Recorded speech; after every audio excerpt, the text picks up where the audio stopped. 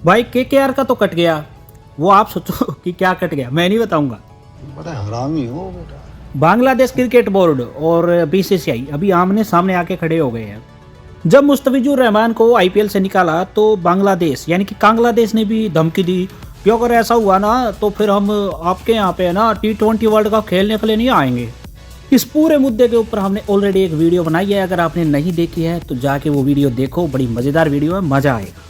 बड़ी अच्छी तरह से समझाया है कि अभी क्रिकेट इन दोनों देशों के लिए पूरी तरह पॉलिटिक्स बन चुकी है, एक बार आप जाके जरूर देखो। लेकिन इस वीडियो में हम आज यहाँ पे पॉलिटिक्स की बातें नहीं करेंगे, सिर्फ क्रिकेट की बात करेंगे, क्योंकि पॉलिटिक्स की बातें तो आपने अभी तक न्यूज़ चैनल्स पे बहुत सारी देख ली होंगी।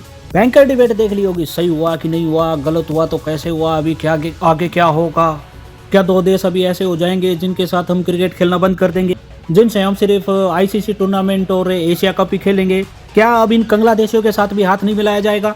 इन सारे सवालों के जो जवाब है ना भाई, वो आपको थोड़े टाइम में मिलेंगे, यानी कि थोड़े टाइम बाद मिलेंगे। लेकिन कुछ सवाल जवाब ऐसे भी हैं क्रिकेट फैंस के, जो कि क्रिकेट फैंस चाह रहे हैं कि बीसीसीआई उनको इन सवालों का जवाब दे।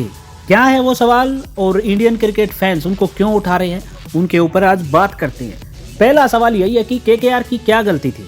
देखो यार, ये तो बात सही है, उनकी कोई गलती नहीं थी। अगर पूरे सिनेरियो में आप अगर देखोगे तो जिसको सबसे ज़्यादा नुकसान हुआ है तो वो है केकेआर। आमतौर पर यही माना जाता है कि बीसीसीआई जो है वो आईपीएल की गवर्नर बॉडी है, यानी कि किसी खिलाड़ी को अगर आईपीएल खेलने के लिए अलाउ किया है या उस प्लेयर को ऑक्शन में डाला है तो पूरी स्क्रीनिंग करके बीसीसीआई ने उसको डाला होगा।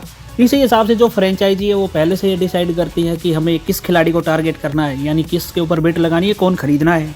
अभी केकेआर ने भी वही सोचा होगा कि हमें महेश पथिराना लेना है, और फिर अगर पैसे बच गए तो बैकअप में मुस्तफिजुर रहमान को लेना है, क्योंकि पथिराना के इंजरी के इशू तो हमेशा रहते ही हैं। उन्होंने अपने इस हिसाब से पूरी प्लानिंग करी। और याद रखिए, जो चेन्नई के पास गए कार्तिक शर्मा 14 करोड़ 20 लाख में, उसके लिए भी केकेआर ने अच्छी खासी बोली लगाई थी, लेकिन फिर वो पीछे हट गए क्योंकि उन्होंने ये पैसे मुस्तफिजुर रहमान के लिए बचा के रखे थे। लेकिन अभी ये मुस्तफिजुर नहीं खेल रहा है और बीसीसीआई ने केकेआर को बोला है कि आप रिप्लेसमेंट ले सकते हो। लेकिन यार ये कोई आसान थोड़ी है, वो तो वैसे भी मिलना चाहिए।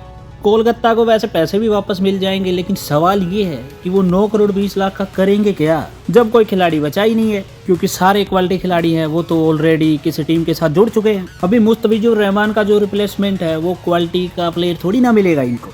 अगर केकेआर को पता होता तो वो पैसा बचा के कार्तिक शर्मा के ऊपर लगा देते। भाई भयंकर नुकसान हो गया है केकेआर का, और बीसीसीआई इस नुकसान की भरपाई सिर्फ एक रिप्लेसमेंट देके कर रही है। और दूसरा सवाल ये है कि क्या अगर इस सिचुएशन में कोलकाता की जगह के ऊपर चेन्नई, बेंगलुरु या मुंबई होते तो बीसीसीआई यहाँ पे सेम काम करता।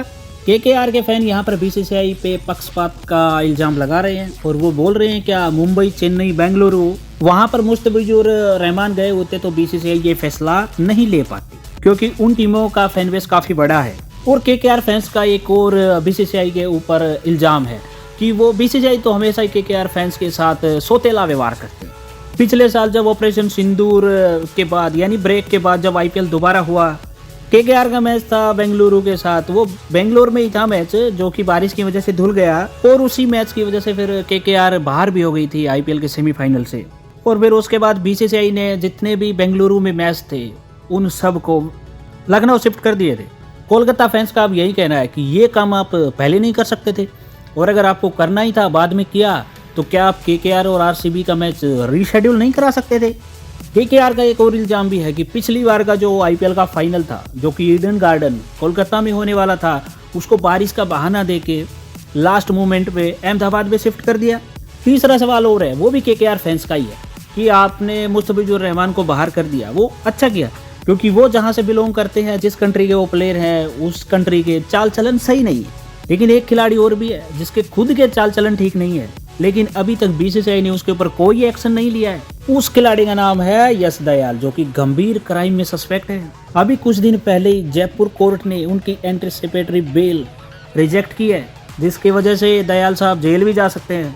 पिछले 1 साल से उन्होंने कोई क्रिकेट भी नहीं खेली है और आरसीबी ने उनको रिटेन भी किया है, लेकिन उसके ऊपर बीसीसीआई ने कोई भी एक्शन नहीं लिया। यानी कि अगर कानून ने अपना काम नहीं किया तो यश दयाल के ऊपर इतने गंभीर आरोप होने के बावजूद वो आईपीएल में आपको खेलते हुए दिखेंगे। और अभी केकेआर फैंस का यही कहना है, क्या ये बीसीसीआई को दिखाई नहीं दे रहा, इससे कोई दिक्कत नहीं है, आप बताइए।